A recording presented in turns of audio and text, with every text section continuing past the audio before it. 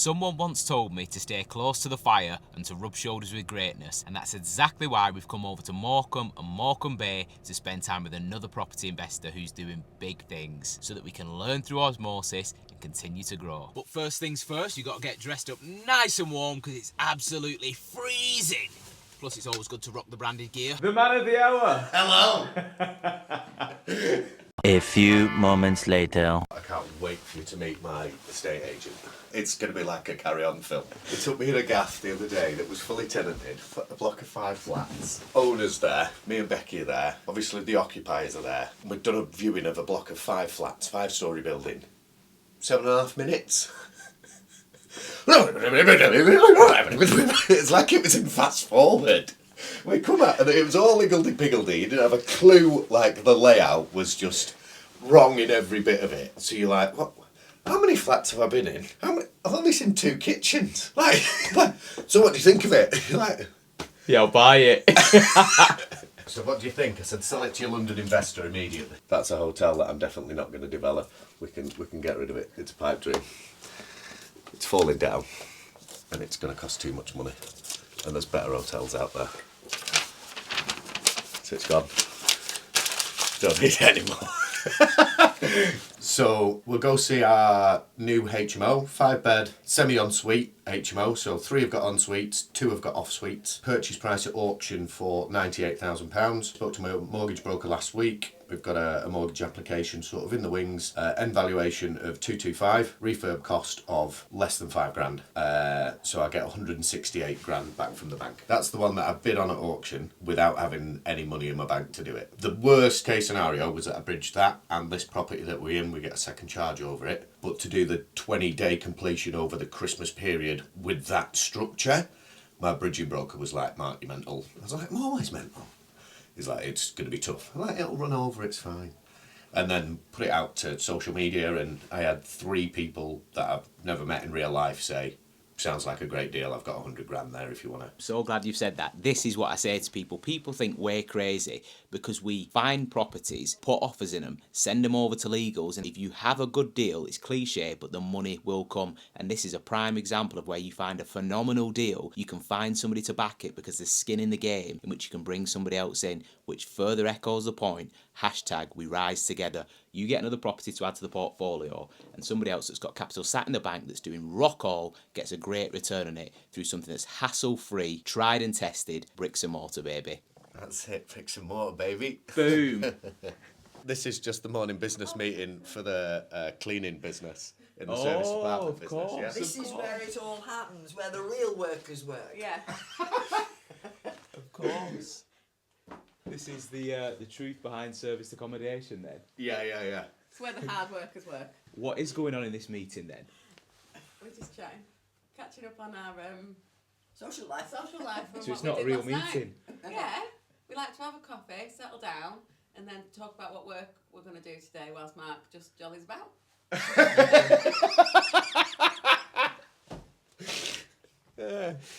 Many a true word said in jest. So today, Stephen Kemp, 8:30 video log.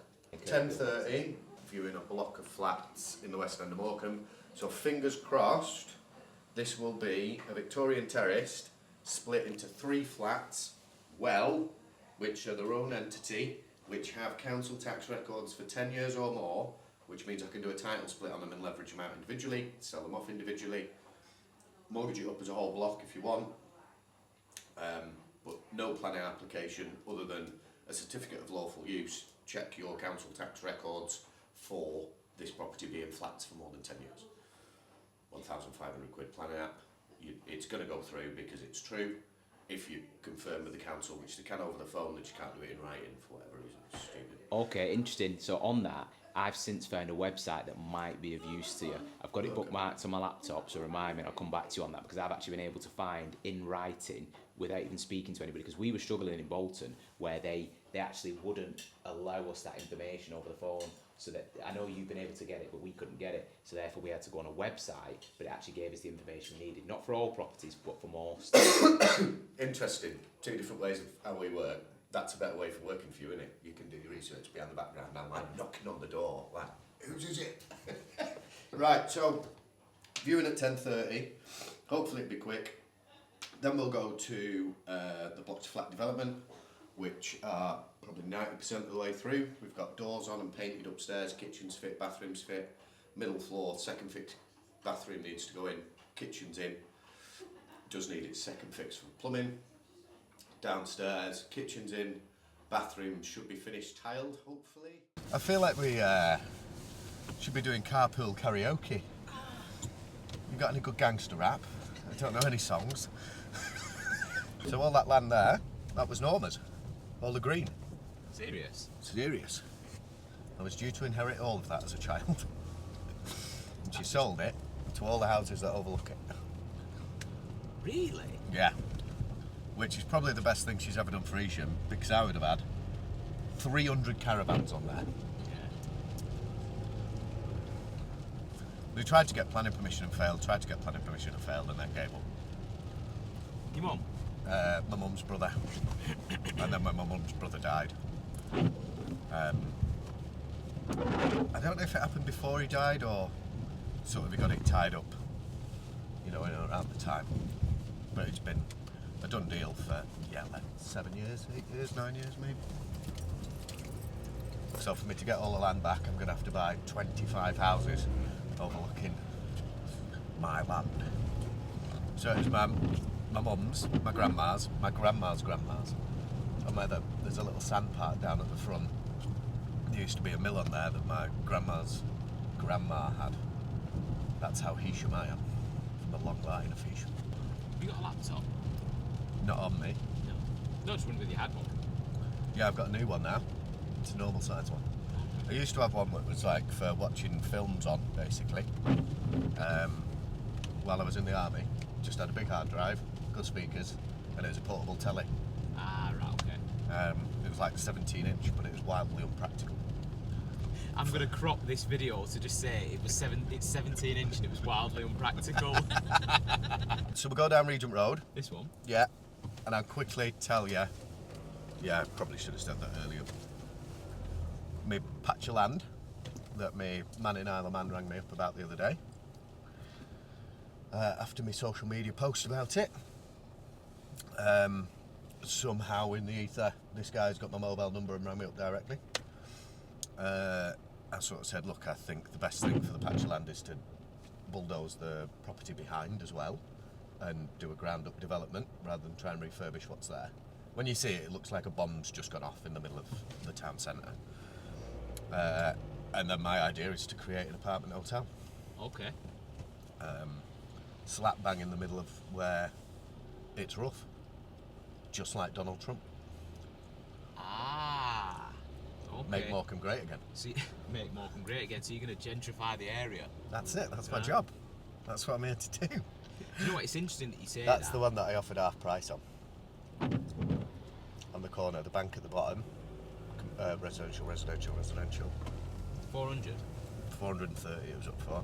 Here's where the bomb's got off. Yeah, This plot. yeah. So I now know the patch of landowner. The shop next door, I know the owner to that. The Farrell and Ayworth sign in the middle, that's up for sale. They want 140 grand for it somehow. That's insane, isn't it? And then there's a shop at the back. Another 2 lots of residential flats above. And I know the owner of all that. So I now know the owners of all of it. Option to purchase, planning permission.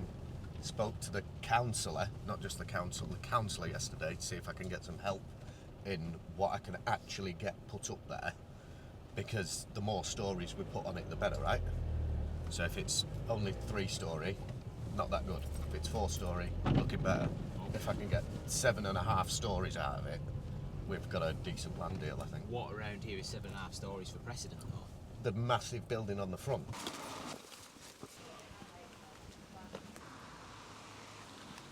When you're there, mate, we're just there valuing it for insurance purposes, in case the tenant sees us, and you guys are builders, alright? Hope your mate who's over with you is a scruffy cunt like you. If he's not, then obviously we'll say he's a surveyor. Alright, cheers buddy, see you soon, lads. It was going to auction. I knew that the company had gone bankrupt. There was 4 up. It was 5 grand to register for each property. Mine was the last in the lot.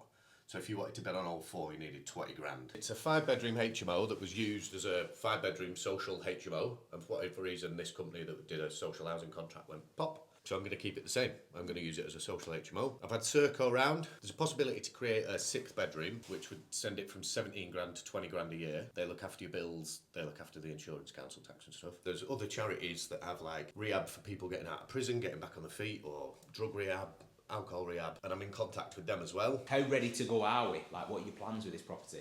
Put doors on. Paint it. Have a look in the ensuite.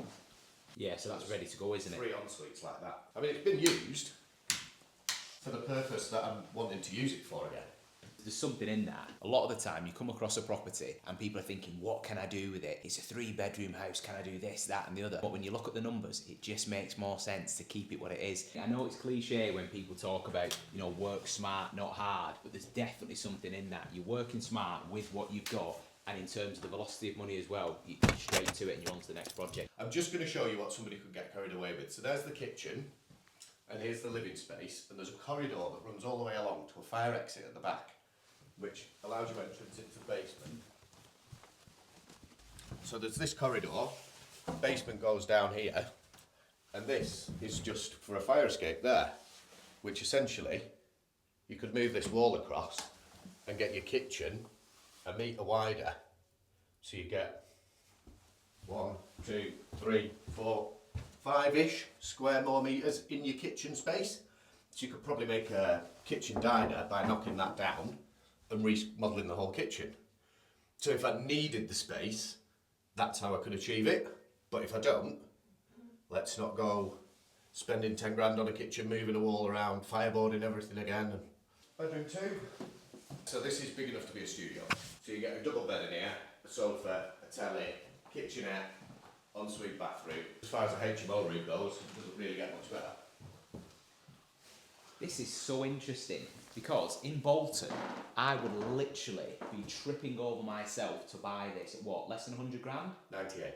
£98,000. And I've not even gone through the rest of the property yet. Look at the size of it. And what's your back end value? 225. 225. Now that is a deal, my friend. Where's the viewing? Because you've got half an hour. To get it's round the corner. Oh, right, okay. Just assume everything's around the corner. Within 3 streets of what he already owns. Again, it's funny that you say that. I went going viewing a portfolio of properties that the guy wanted to offload. He's at a point where he just doesn't want the hassle. And we park up the car and he says, it's all right, they're all within walking distance. And he literally took me 7 on one street, then the very next adjacent street, a few more on that street, a few more on that street, a few more on that street. We literally walked around his properties within 5 minutes if we hadn't gone in each of them. Couldn't believe it. And that is really niching down in the patch. And to be fair, looking at this area and what you do, it's getting that way, isn't it? Yeah. What we And do Burnley. is So my one agreed in Burnley's directly opposite River 2, isn't it? Didn't know that, we'll get to that. Same purchase price. what we do is in Refurbed the and everything. morning, park the car somewhere, and then play remember where we left the car. We'll get home and we're like, where's the car? And it'll be on one of these streets. And you have to come Figure back out and where it find is. it. It's great fun. Okay, so here you could get carried away with layout again. What you'll notice here, so it kind of needs reconfiguring. How hard is it going to be to put a new door and casing in there? Not hard at all. You'll start to see the damps getting a little bit worse on this wall now. There was a tree growing out the gutter, and when I was going through the legal process of it, I got my handyman in to clean out the gutter and readjust the level of the gutter so the fall's right. We'll go up, it's pissing it down again today, so hopefully we'll be able to see if the gutter work is working. That's why the heating's on full whack. We'll try to dry out the inside as well as solve the problem on the outside. Are you keeping all these sinks? Serco actually said there's no value added. However, another sort of contract might say, yeah, that's exactly what we want. We want them to have like the ability to do a bit of cooking and that themselves. Okay, yeah, they've got the big fridge and cooker downstairs, but just being able to manage meals out of the fridge might be something we want them to do. Like reasons why people are in housing like this is varied, isn't it? You know, might be people with like learning difficulties and that, where teaching them a bits of independence as they go is a thing, and there's somebody who lives in one of the rooms all the time. Staff members change through the room, but they're trying to get them to, live a normalish life with as little support as possible, but if they need it, it's there. assistance.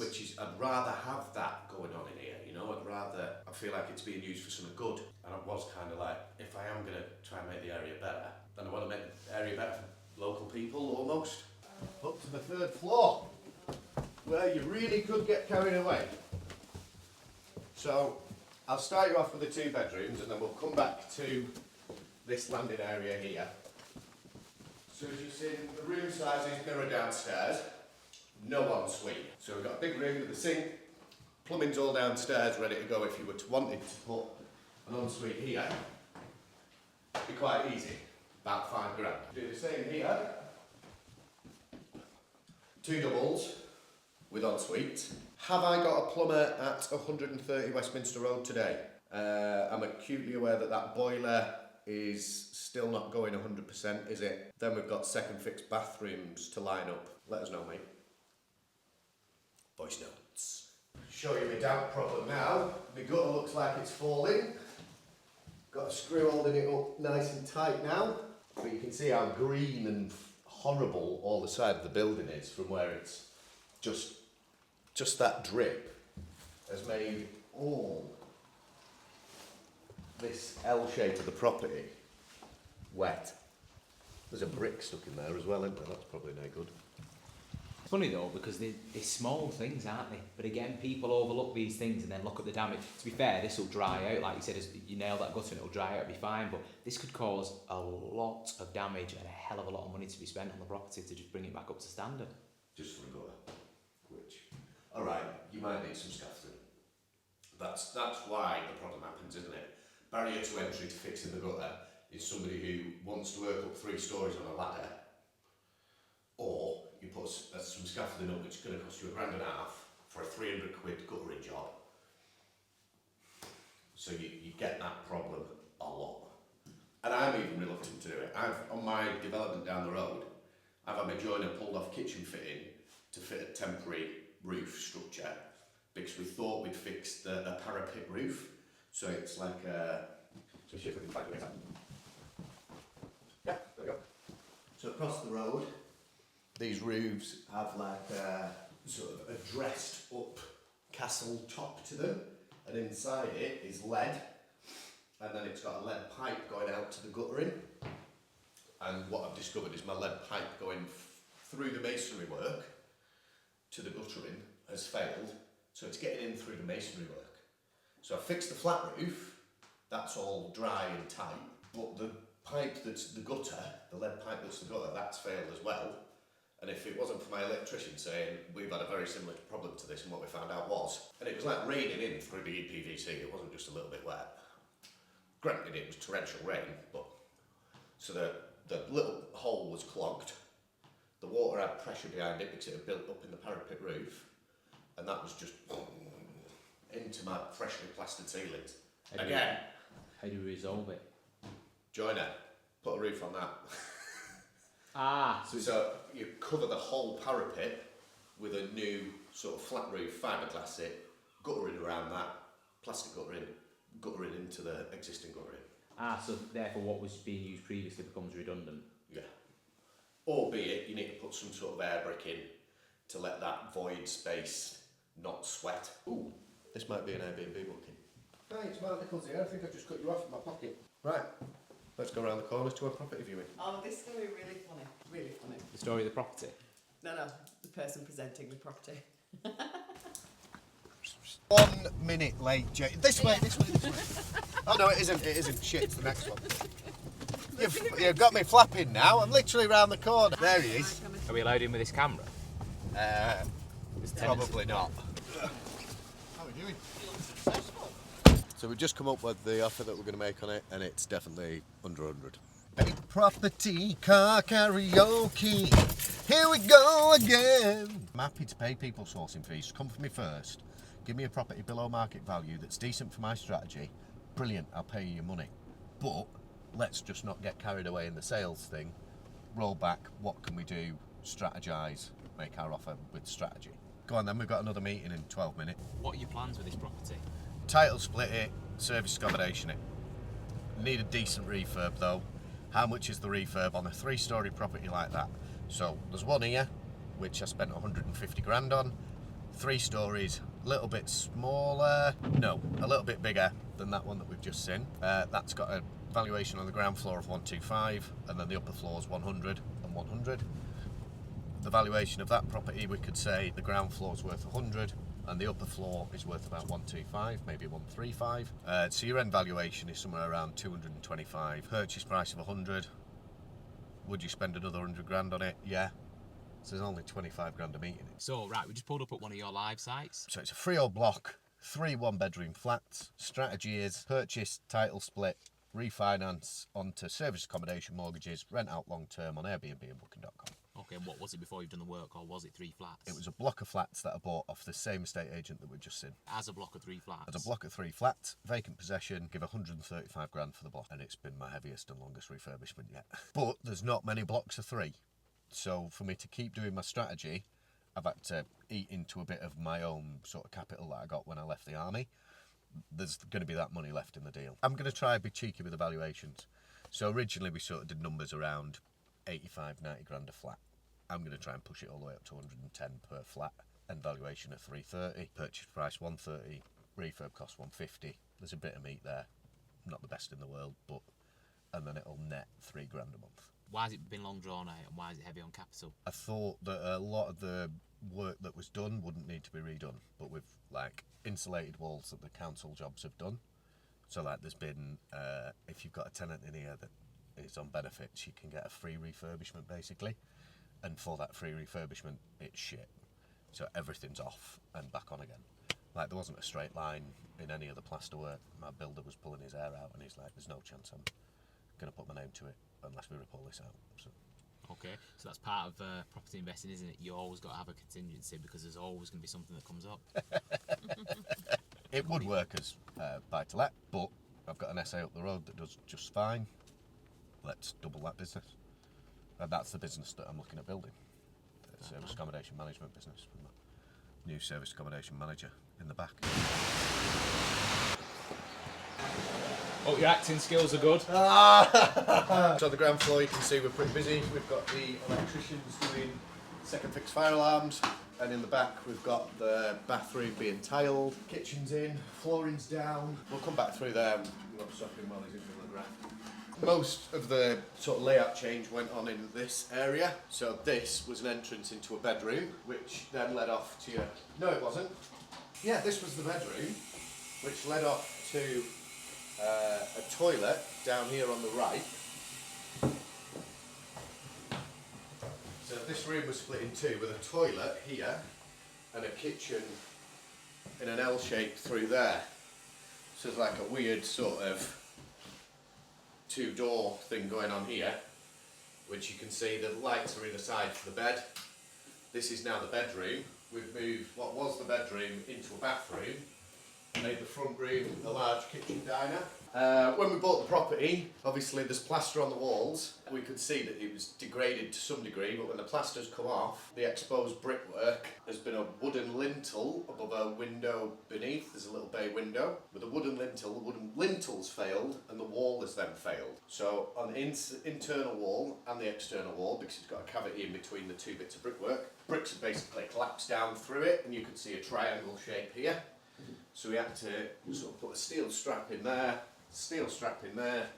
rebuild the bricks up after putting in steel RSJ either side. And we had to do the same on the outside of the property as well to get this wall held up and straight. Unforeseen. Oh, you couldn't spot that from the outside? There was a hint of it, but I didn't realise it'd be that bad. It's the worst bit of sort of something failing that had been covered up that I've...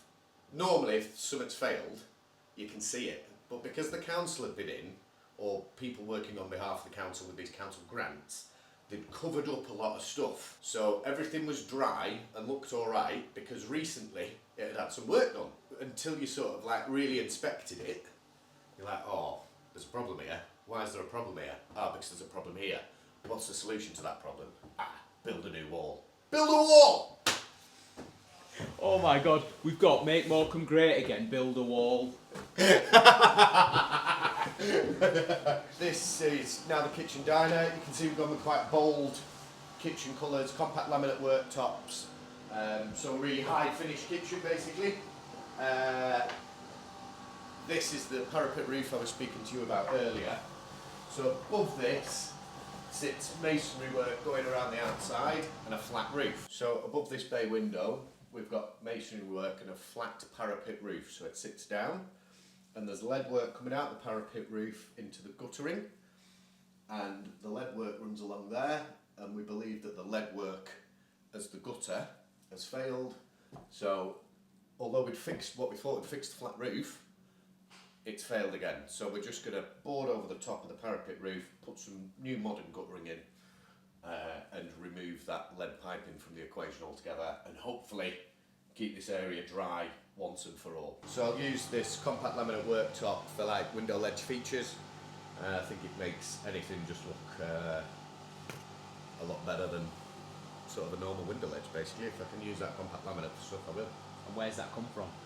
It's the kitchen worktops. So there's two lengths of compact laminate for each kitchen, and each length of compact laminate is normally 700 quid. With LNPG I get them at half price, 350 quid a length, albeit it's hard for the joiner to cut, so you have to pay for the joiner's blades, the routing blades, the cutting blades, because it's so dense it just destroys a blade each cut. So new doorway created for entrance into flat C, third floor flat. The door was at the bottom of the stairs, which I don't like, so I've moved it over to here, up into the kitchen. So again, this is a magnet kitchen, downstairs is Howden's.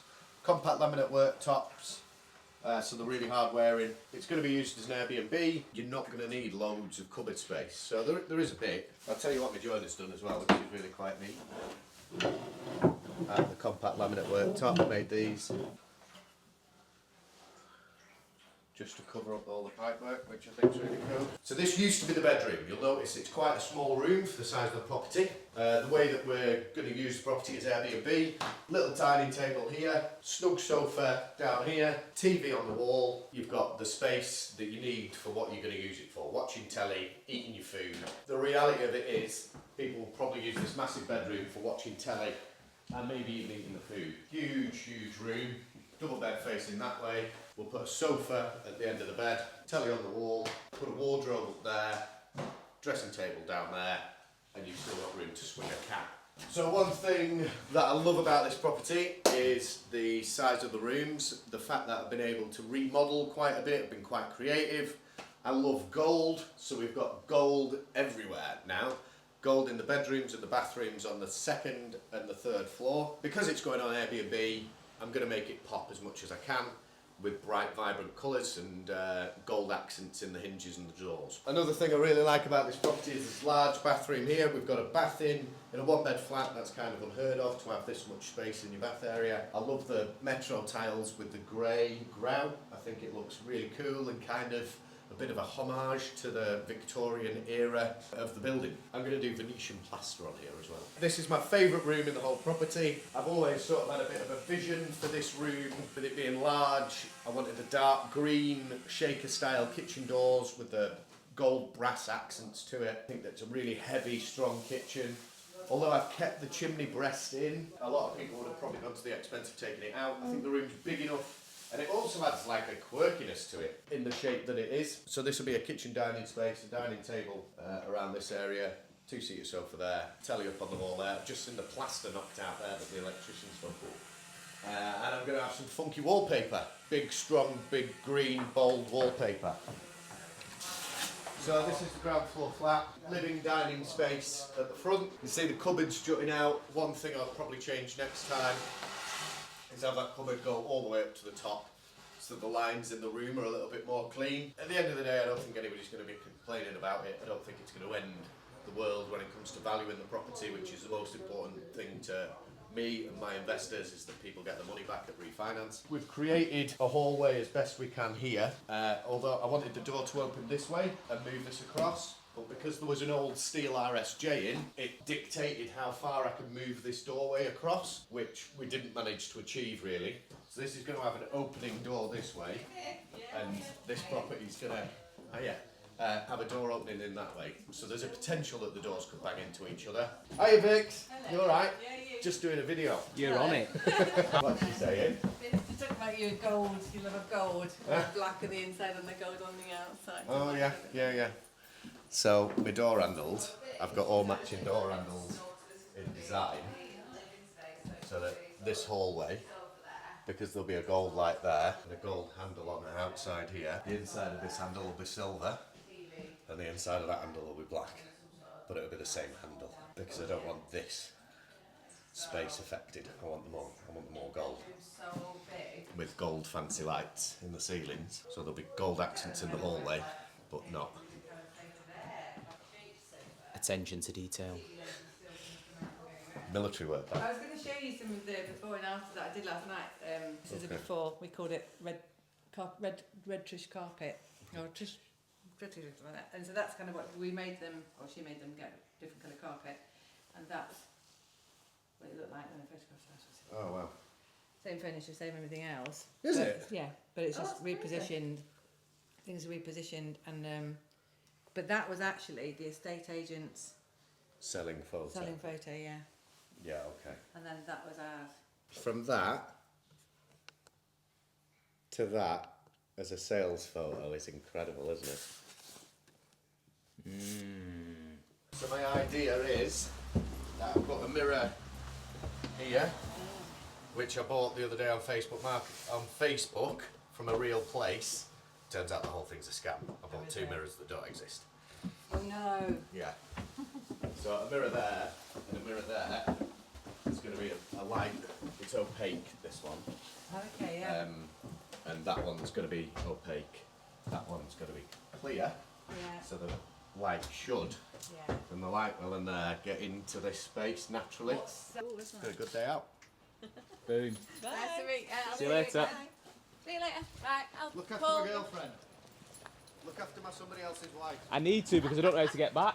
What do you think of the property stuff? Love it. So I worked in an estate agency Ah, right, okay. before I do what I do now. So took a massive interest in property. So I was listed at one of the estate agents in Morecambe.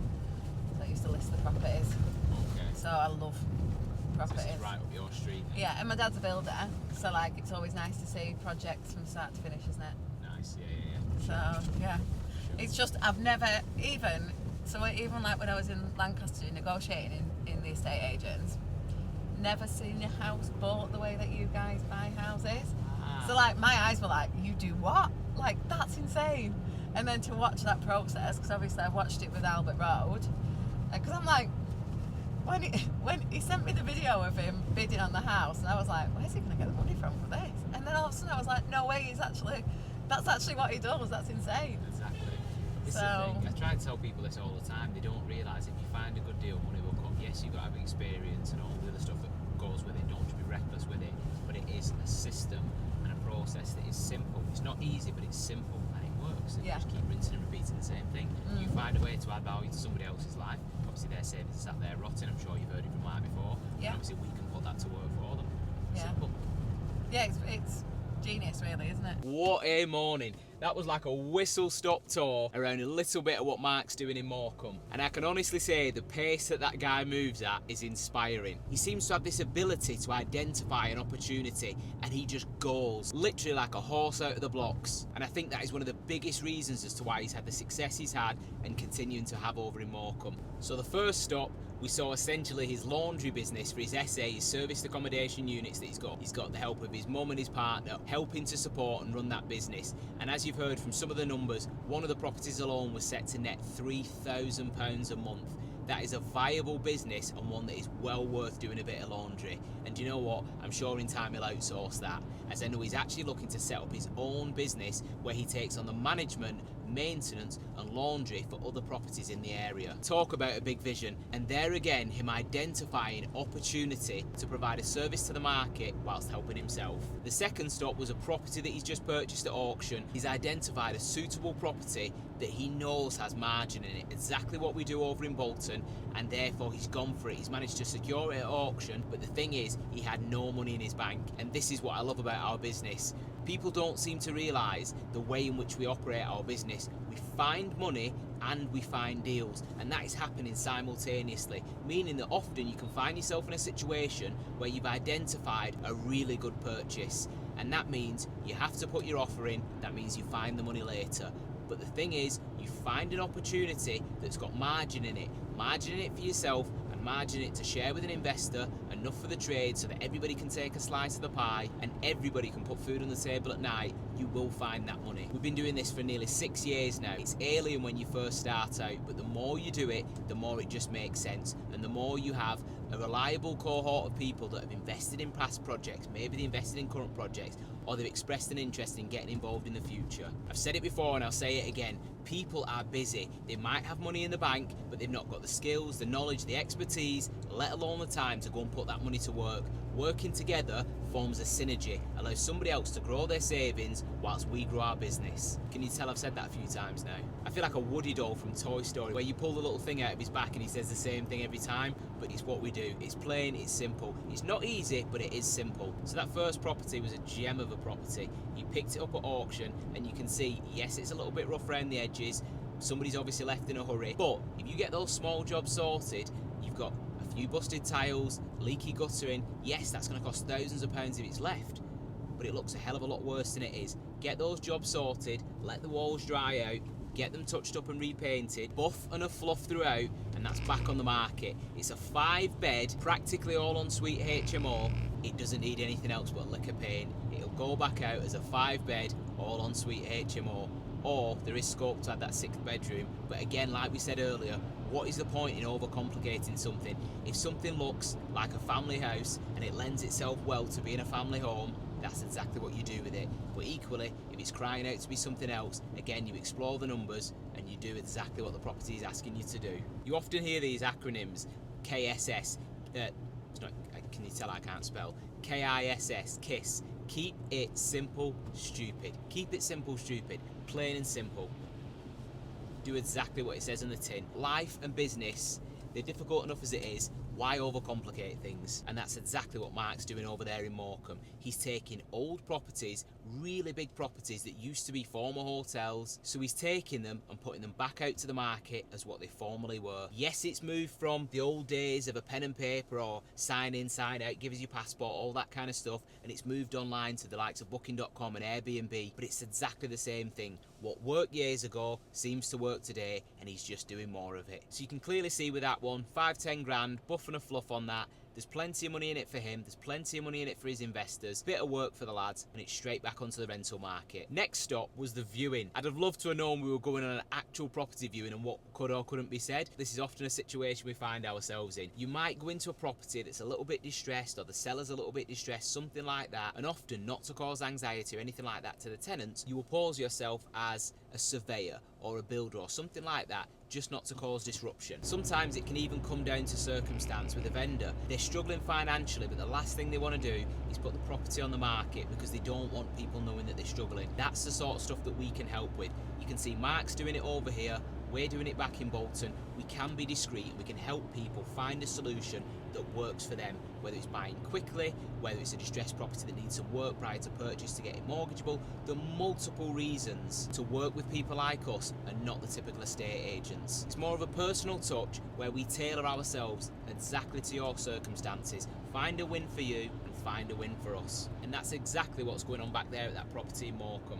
Unfortunately, the lady's gone into care and her care costs will be coming from that estate, so it makes sense for them to sell the property to a landlord so that the tenants can remain in place. That way nobody loses their home and they can get that vital money that they need quickly in order to pay for those care costs. And finally, we moved on to the live site. If we'd have had time, I'd have really loved to have gone over to some of his completed projects so that you could not only see the before with the auction purchase, you could have seen the during with the project that we went to, and you could have seen the after. But hopefully you've seen enough from the finishes you've already seen in situ to show the standard that he works to. As with all things in property, I hope this was a great peek behind the scenes for you to show it's simple but not easy. Things will always go wrong, and you know what? You'll have some gems from time to time. But ultimately, as property investors, your money is made by solving problems. Like I said before, I've said it a million times, we're risk mitigators and we're problem solvers. That's what we do. So with that said, we're just jumping on the motorway, it's time to concentrate, let's get back to Bolton. Every time I try to leave, something keeps pulling me back, I need you in my life.